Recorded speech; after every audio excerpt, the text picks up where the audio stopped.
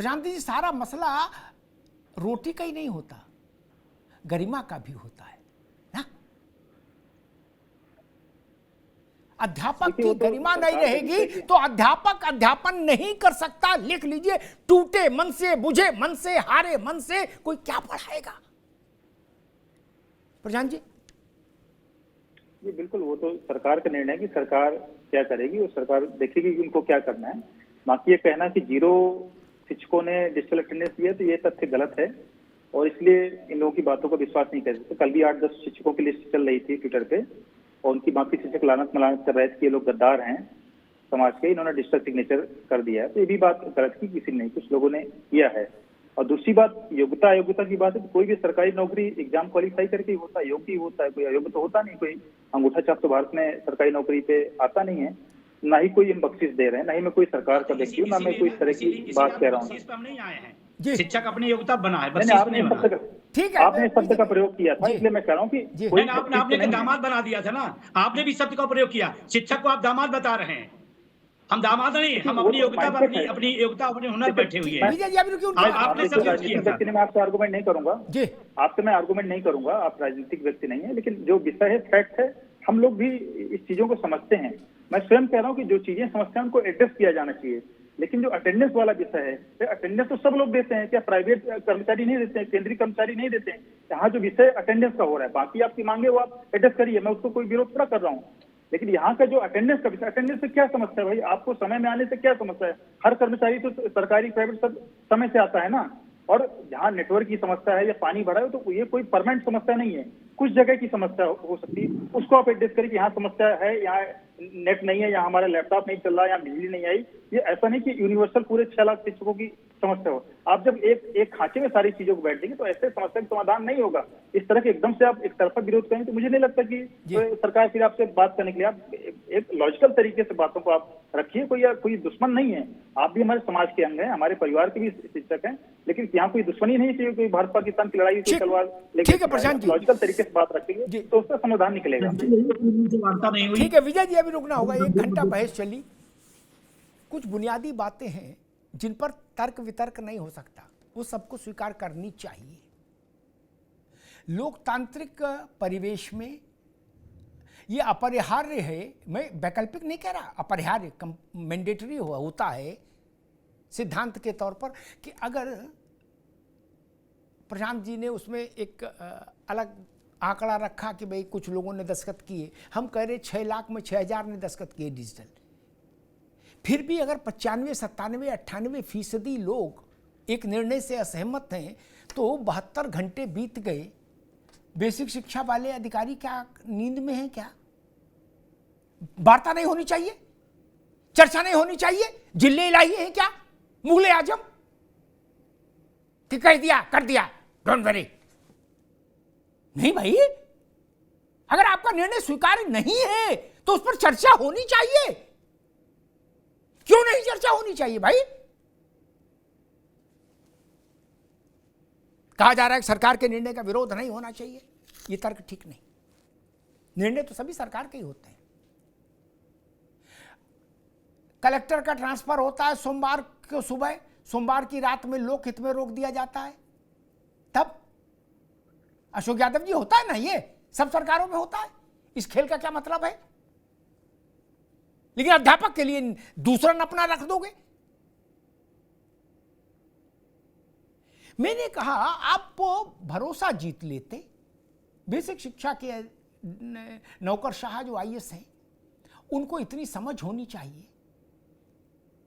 आप जो निर्णय, मैंने कुछ निर्णय बताए, रसोईया के काम से अध्यापक को मुक्त कर देते, आप कहते गैर शिक्षण कार्य नहीं कराएंगे, आदेश जारी कर देते सोमवार को, मंगल को जारी कर देते कि महिला शिक्षक 10 किलोमीटर के रेडियस में ही नियुक्ति पाएंगी, बुधवार को स्कूल ले आते, तो विरोध करने का अवसर नहीं रहता ज्यादा। थोड़ा बहुत विरोध तो होता लेकिन इतना नहीं होता। आप अपनी हमदर्दी का सबूत तो देते। ये मसला केवल इसलिए नहीं कि योगी जी की सरकार में हो रहा, या अखिलेश जी की सरकार में भी यही काम था, मायावती जी की सरकार में भी यही था। मास्टर पढ़ाने के अलावा सब कामों में आप व्यस्त रखते हैं उसको।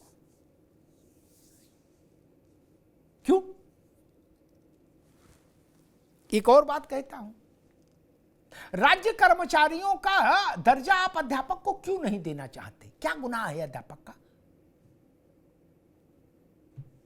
मनीष बाबू, क्या प्राधिकरणों में चेयरमैन और सीडीओ उनको छोड़ दीजिए, क्या सीईओ, नीचे का जो मेन मशीन है प्राधिकरणों की मशीनरी, वो 20-20, 25-25 साल से एक ही जगह कबड्डी नहीं खेल रहे हैं? खेल रहे हैं ना? कलेक्ट्रेट में कबड्डी खेल रहे हैं कि नहीं खेल रहे हैं? कलेक्टर ही नहीं बदल रहे हैं। असला बाबू तो 20 साल से वही हैं, क्या वहां ध्यान नहीं जाता? असला बाबू एक ही है, क्यों? ये हमको एक चीफ सेक्रेटरी ने बताया था एक बार कि भाई साहब क्या करें, असली ताकत तो वहां है। तब वो लोग सरकार से तनख्वाह नहीं लेते, वो सरकार के मुलाजिम नहीं है। समदृष्टि रखिए, समदर्शी बनिए। जैसी व्यवस्था आप सरकारी कर्मचारियों के लिए रखना चाहते हैं वैसी अध्यापकों के लिए रखिए, और जैसी सुविधाएं आप सरकारी कर्मचारियों को देना चाहते हैं वैसी अध्यापकों को दीजिए। इसमें क्या समस्या है? अभी प्रशांत भाई ने कहा कि राज्य के कर्मचारी हैं। हां, मैं यही तो करूं, आप ये मान लो, कागज पर मान लो ना। अपना बेटा और सौतेले बेटे वाला भाव ठीक नहीं। बेटा बेटा है, संतान संतान है। दोयम दर्जे का नागरिक नहीं होना चाहिए अध्यापक। और भारत जैसे देश में अध्यापक के साथ ऐसी स्थिति पैदा हो जाए, 10,000 रुपया पर एक चतुराई होती है। प्रशांत जी भी इस बात से सहमत होंगे। विधानसभा में प्रश्न होता है कि क्या अध्यापक कम है बच्चों की तुलना में, तो बाबू लोग प्रश्न का उत्तर बना के देते हैं प्रशांत जी मंत्री को। क्या ये कल्याण सिंह जी का पोता जो है मंत्री संदीप, वो तो बेचारे पढ़ते हैं केवल। बोले नहीं जी, अनुपात समानुपात सब बराबर है। कैसे? बोले इतने शिक्षा मित्र 1,72,000 और 40,000 अनुदेशक, सब जोड़ के बता दिए। विधानसभा से तो आप निकल आए। मेरा सवाल, जब आपने उनको वहां शिक्षक माना तो उन्हें शिक्षक का ग्रेड क्यों नहीं दे रहे? वहां तो शिक्षक गिना दिया मनीष बाबू, और निकल आए विधानसभा से ताली बजवा के। उसको मिल कितना रहा है? 10,000। नया शिक्षक क्यों नहीं भर्ती करेंगे? वो उसकी संख्या दिखा दी। क्या यह सच नहीं है कि 6 साल से बेसिक में कोई शिक्षक भर्ती नहीं आई?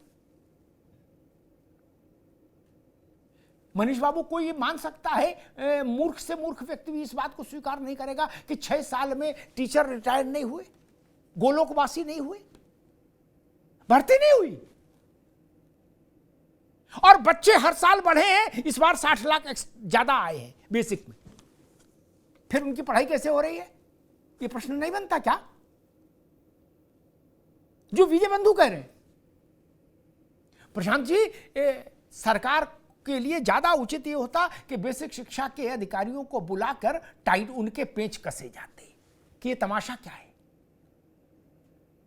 उनके पेच कसे जाने चाहिए थे, और राजनीतिक नेतृत्व के स्तर पर ये निर्णय होना चाहिए, क्रांतिकारी निर्णय होगा। आज अभी सरकार अगर ये घोषित कर दे कि शिक्षकों से केवल शिक्षण कार्य ही लिया जाएगा पूरे उत्तर प्रदेश में, देखिए इस निर्णय के विरोध के पक्ष में पूरा प्रदेश खड़ा होता कि नहीं होता है।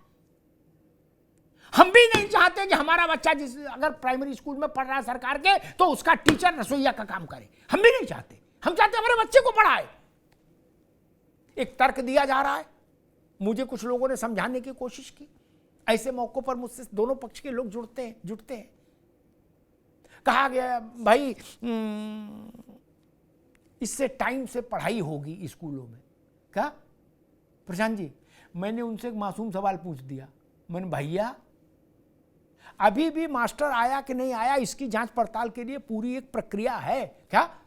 सरकारी अधिकारी जो शिक्षा विभाग के अधिकारी हैं, उनके पास मनरेगा में फावड़ा लेके जमीन खोदने काम थोड़ी ना, उनके काम पास यही निगरानी है।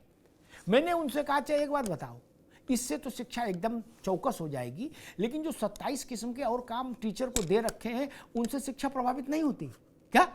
वो फोन काट दिए। अरे बोले भाई साहब, आप भी मनीष बाबू, टीचर को पढ़ाने का समय कहां है? आपने उसकी ड्यूटी बीएलओ में लगा दी, वो गली गली घूम रहा है, बोले वोटर बनवा लो। ये क्या तमाशा है? उस टीचर का सम्मान कौन करेगा जो रसोईया काम कर रहा है, चौकीदारी काम कर रहा है? अब मैंने स्कूलों में देखे पुताई कर रहे हैं, पुताई स्कूल की टीचर, और पर कपड़ा बदल के फिर संस्कृत पढ़ाने लगे। ऐसे चलेगा? डिजिटल करना चाहते करिए, फिर डिजिटल लायक माहौल भी स्कूलों में बना दीजिए ना। नहीं, हमारे जैसे कम पढ़े लिखे लोग मानते हैं अशोक जी, डिजिटल का मतलब सब कुछ भव्य, व्यवस्थित, सुचारू। नहीं मनीष जी, स्कूलों को वैसा बना दीजिए ना। अभी बाथरूम नहीं है, बाथरूम है तो दरवाजा नहीं उसमें। सच नहीं है क्या? ये तर्क ठीक नहीं कि मोबाइल सबके पास है, सब डिजिटल है। नहीं, ये तर्क ठीक नहीं।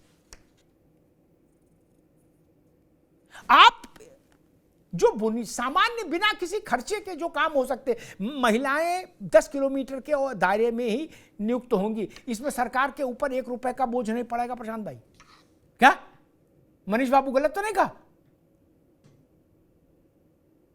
एक इतना अच्छा मैसेज जाएगा, लगेगा मुंह में मिश्री घोल गई। आहा, हमारी नारी शक्ति प्रसन्न हो जाएगी। ये भाषा कौन सी है? कह रहे नहीं, नौकरी करनी है तो फिर तो रहना पड़ेगा। ये भाषा ठीक नहीं लोकतंत्र में। मैं फिर कहता हूं, करना तो पड़ेगा, लेकिन चुनाव आता है ना। हमने इस देश में इमरजेंसी देखी, लेकिन जब वोट देने का अवसर आया जनता ने फैसला सुना दिया। नहीं,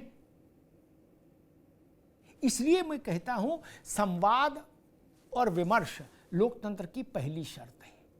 इतना बड़ा फैसला अगर करना था बेसिक शिक्षा परिषद को, तो उसको संवाद करना चाहिए था। 6 लाख अध्यापक हैं, 60,000 ना सही, कम से कम 6,000 प्रतिनिधियों से बात करनी चाहिए थी, ताकि 1% लोगों से तो बात हो। 100% के लिए फैसला सुना रहे हो जिले इलाही मां बदौलत, और 1% से भी बात नहीं की। ये तर्क ठीक नहीं। आप शिक्षा मित्रों को, अनुदेशकों को अध्यापक बनाना मानते हैं, उनको पूरा ग्रेड दीजिए, फिर उनसे डबल डिजिटल करवाइए। क्या बोले ये बाकी लोग 1 बार करेंगे, 2 बार करेंगे हाजिरी डिजिटल में, कराइए। मैं उनसे कहूंगा कि भाई कर दो, कोई दिक्कत नहीं। उनको बनाइए ना, पूरा पूरा मानदेय दीजिए अध्यापक वाला।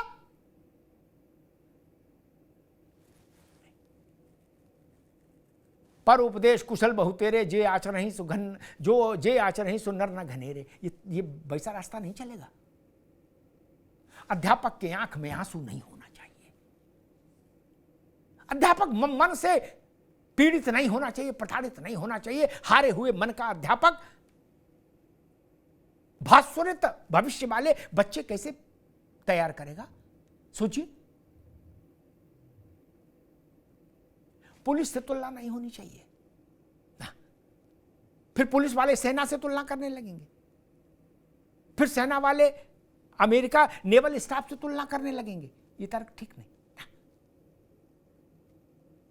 नेताओं को, सब मंत्रियों को, विधायकों को सबसे ज्यादा सुविधाएं हैं, वो क्या पुलिस का जीवन है उनका? नहीं ना, है ना। आपके मकान में बाथरूम में भी एसी लगा है। अभी एक राज्य के मुख्यमंत्री का शीश महल आया था चर्चा में। क्या सुबह निवृत्त होने के लिए, अशोक जी आपकी गुइयां हैं, निवृत्त होने के लिए पानी भी का रिमोट, उसका पानी का भी रिमोट कि कितने डिग्री पे गुनगुना चाहिए। क्या ये तरीका है शासन का? और हम 10,000 रुपया जिसको दे रहे हैं उस पर उसको फांसी पर लटकाना चाहते हैं। मैं निवेदन करूंगा मुख्यमंत्री जी से कि इस मसले पर पहल होनी चाहिए, संवाद होना चाहिए, और जब तक संवाद ना हो जाए, संवाद से निष्कर्ष ना निकल जाए, इस निर्णय को मुलतवी कीजिए, स्थगित कीजिए। पहले संवाद हो, वो बुनियादी जरूरतें मांगे पहले पूरी की जाएं जिनमें कोई बहुत ज्यादा व्यवस्थागत परिवर्तन की जरूरत नहीं। जैसे मैंने उदाहरण दिए 2, नॉन टीचिंग काम नहीं करेंगे अध्यापक, महिलाएं केवल 10 किलोमीटर के दायरे में पोस्टेड होंगी, इसमें कोई खर्चा नहीं, कोई झंझट नहीं, ये 5 मिनट में आदेश जारी हो सकता है। ये करिए और संवाद करिए, राय बनाइए। संसद, लोकतंत्र का मतलब संसद, विधानसभा, वहां संवाद ही तो होता है पक्ष और विपक्ष के बीच में। वैसा ही संवाद सरकार और उसके कर्मचारियों के बीच में होना चाहिए। और मैं अंत में कहूंगा, अध्यापक की आंख में आंसू नहीं आना चाहिए। ये हमारा सबका दायित्व है, सरकार में हो उनका भी, विपक्ष में हो उनका भी, और जो किसी पक्ष में नहीं, ना सरकार में ना विपक्ष में, हमारे जैसे साधारण लोग, उनकी भी जिम्मेदारी है मनीष बाबू। क्या जो हमारे बच्चों को पढ़ा रहा है उसकी आंख में आंसू नहीं आना चाहिए। धन्यवाद।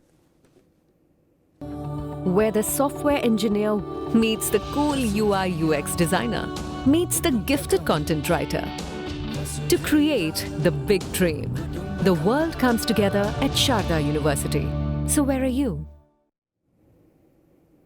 शिक्षक किसी राजनीति में नहीं है। वो अपनी बुनियादी जरूरतों और अपनी बुनियादी मांगों तक के महदूद है, सीमित है। सत्ता को चाहिए कि संवाद का रास्ता खोले। अध्यापक भी उसके हैं, वो भी उत्तर प्रदेश के संतान हैं।